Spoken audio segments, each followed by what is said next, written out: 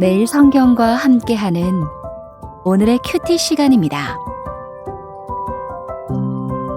3월 27일 오늘의 말씀은 마태복음 24장 36절에서 51절입니다. 그러나 그날과 그때는 아무도 모르나니 하늘의 천사들도 아들도 모르고 오직 아버지만 아시느니라.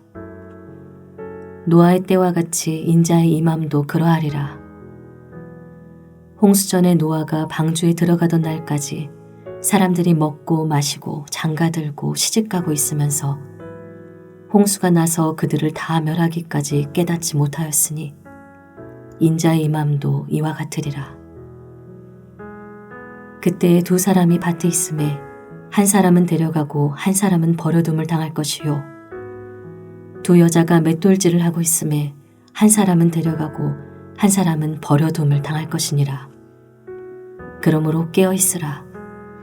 어느 날에 너희 주가 임할는지 너희가 알지 못함이니라. 너희도 아는 바니 만일 집주인이 도둑이 어느 시각에 올 줄을 알았더라면 깨어있어 그 집을 뚫지 못하게 하였으리라. 이러므로 너희도 준비하고 있으라.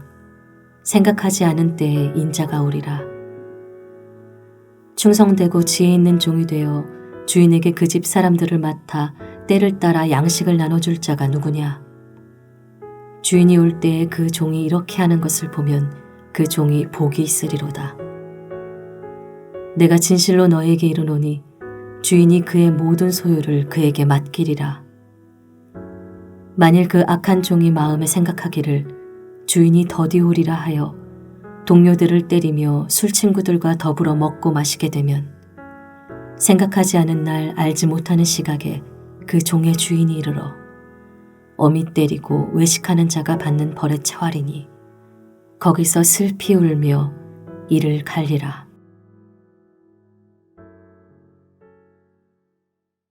오늘 본문에서 예수님은 인자가 임하는 날, 즉 끝날에 대해 가르치십니다. 오늘 본문에 날이라는 단어가 36절, 42절, 50절에 나오는데 원어를 보면 모두 단수로 되어 있습니다. 어제 본문에는 날이라는 단어가 19절, 22절, 29절에 나오는데 개역 개정 성경에서는 단수와 복수를 혼용했지만 원어를 보면 모두 복수형으로 되어 있습니다. 어제 본문에서의 날들과 오늘 본문의 날이 서로 다른 것을 지칭함을 알 수 있습니다. 어제 본문의 날들은 성전 파괴를 가리키는 표현이었고 오늘 본문의 날은 예수님의 재림의 날, 세상의 끝날을 가리키는 표현입니다. 예수님은 그 날에 관해 가르치십니다. 제일 먼저 하나님 외에는 그 날이 언제인지 아는 이가 아무도 없음을 강조하십니다. 그리고 징조가 분명한 성전 파괴의 날과 달리 특별한 징조가 없기에 그 날을 예측할 수 없다고 하십니다. 이런 가르침이 예수님이 하신 말씀들, 즉 그 날과 그때는 아무도 모르나니 하늘의 천사들도 아들도 모르고 오직 아버지만 아시느니라. 또 어느 날에 너희 주가 임할는지 너희가 알지 못함이니라. 또 생각하지 않은 때에 인자가 오리라. 생각하지 않은 날 알지 못하는 시각에 그 종의 주인이 이르러 하는 말씀 등에 나타납니다.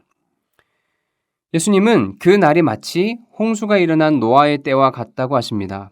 노아 시대의 사람들은 홍수가 나기 직전까지 아무런 이상 징후를 느끼지 못했습니다. 그랬기에 아무런 대비도 하지 않은 채 홍수 직전까지 그저 눈에 보이는 세상에서의 삶에만 몰두했습니다. 그러다 홍수가 났고 그들은 멸망하고 말았습니다. 홍수가 갑자기 닥친 것처럼 그 날도 아무런 전조 없이 급작스럽게 임할 것입니다.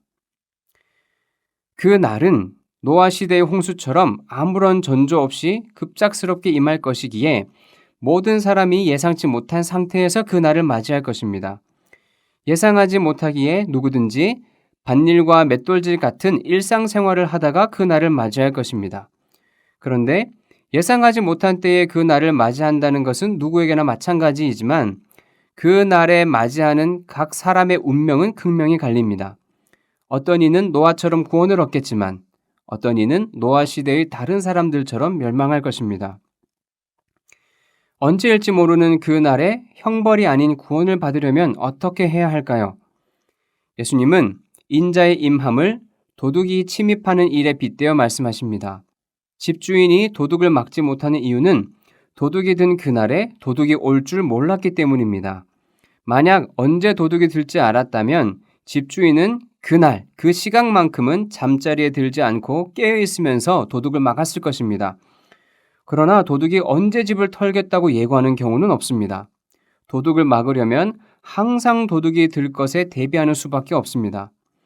예수님은 자신도 도둑처럼 예고 없이 올 것이니 도둑을 막기 위해 항상 문 단속하듯이 예수님이 다시 오실 그 날을 준비하라고 하십니다. 즉, 그 날이 언제인지 예측하려 하지 말고 그 날이 언제여도 상관없도록 항상 준비하고 있으라는 의미입니다. 날마다 예수님이 오실 수도 있겠다는 마음으로 그 날을 준비하며 사는 것이 깨어있는 삶입니다. 예수님은 깨어있는 삶, 그 날을 준비하는 삶을 충성스러운 종과 악한 종의 비유로 설명하십니다. 주인이 종에게 일을 맡기고 떠난 후 충성스러운 종은 주인이 언제 오든 문제 없도록 맡겨진 일을 성실히 수행했습니다. 매일 항상 주인의 명령을 충성스럽게 지키며 지냈기에 주인이 예고 없이 갑자기 돌아왔을 때 칭찬과 보상을 받았습니다.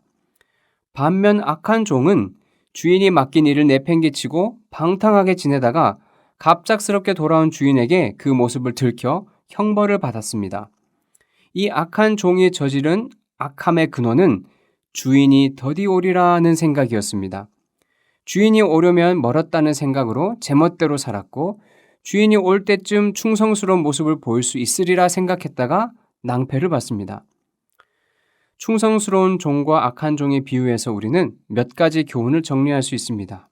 첫째, 우리도 혹시 악한 종처럼 예수님이 오실 날이 멀었다는 생각으로 예수님을 맞을 준비는 전혀 하지 않고 그저 세상의 일들에만 몰두하는지 반성해 보는 것입니다.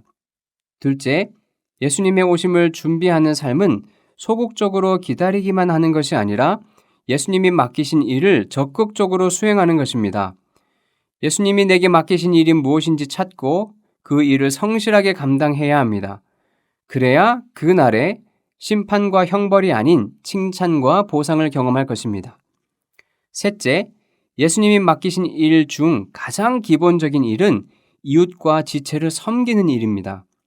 이 내용은 25장의 양과 염소를 나누는 심판 이야기에서 자세히 다루겠지만 오늘 본문의 종의 비유에도 담겨 있습니다. 예수님이 우리에게 맡기신 것으로 때를 따라 양식을 나눠주듯이 예수님의 사람들을 섬기면 그 날에 주님께 칭찬을 받겠지만 반대로 흥청거리고 예수님이 맡기신 권위를 악용해서 다른 사람에게 폭력을 가하면 그 날의 심판을 피할 수 없습니다. 우리 모두 예수님이 다시 오시는 날을 준비하며 살길 소망합니다. 바쁘고 분주한 세상 일에만 몰두하느라 주님이 맡기신 사명과 삶의 태도를 놓치지 않기를 소원합니다. 기도하겠습니다. 이 땅으로 다시 오겠다고 약속하신 예수님, 우리가 이 땅의 분주함에 마음을 빼앗겨 주님이 다시 오신다는 사실을 잊을 때가 많습니다. 다시 한번 마음을 다잡고 주님이 오시는 그 날을 준비하며 살겠습니다. 주님이 지금 당장 오셔도 당황하거나 숨지 않고 기쁘게 주님을 맞이할 수 있는 충성스러운 종으로 살 수 있도록 도와주십시오. 예수님의 이름으로 기도합니다. 아멘.